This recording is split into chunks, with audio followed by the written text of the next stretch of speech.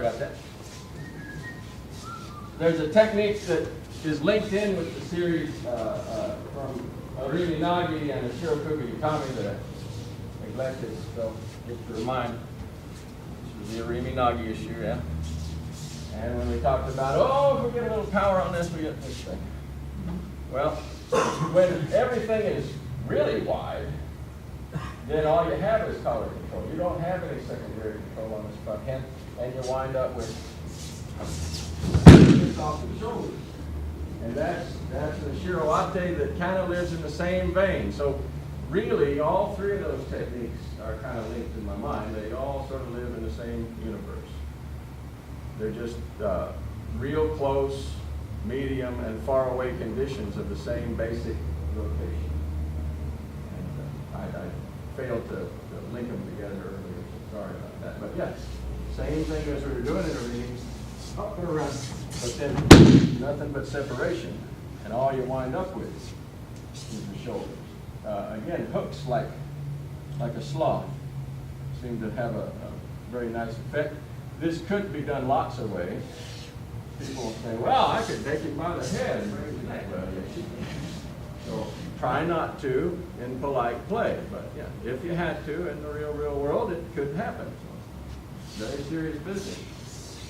Oh, there's two lines of thought on where the energy is delivered, and basically they're both good.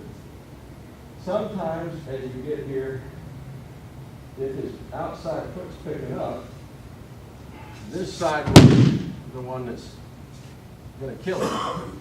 Sometimes when you come around this corner, this foot's picking up, and that's going to kill him.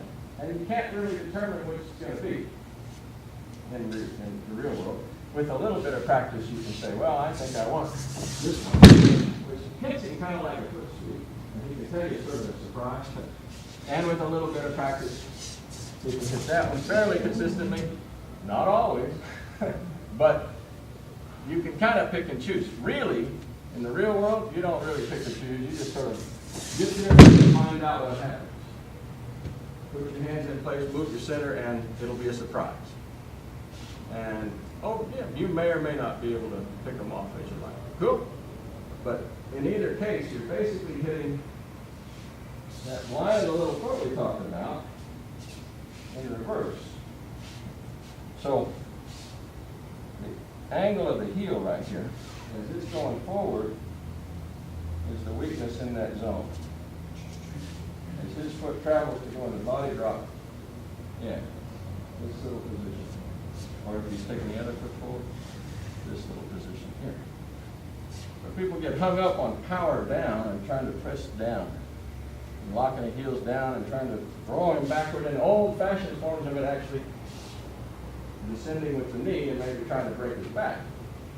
But dynamic forms all tend to have the same qualities. You can do them with two fingers and basically just lock the shoulder down that gets light and lock it down in the angle that comes off of the line behind the heel right there. Cool? Does it make sense? Okay, so you might just experiment with that just a little bit so that you can see if you can do it just a little bit. And you'll hit some failure. I went too far. I probably should have been able to do it. There we go. It was this one. This hung him up, but this is the one that killed him. See, that's the foot that put out. Cool? Try it. Try it just a little bit. Good.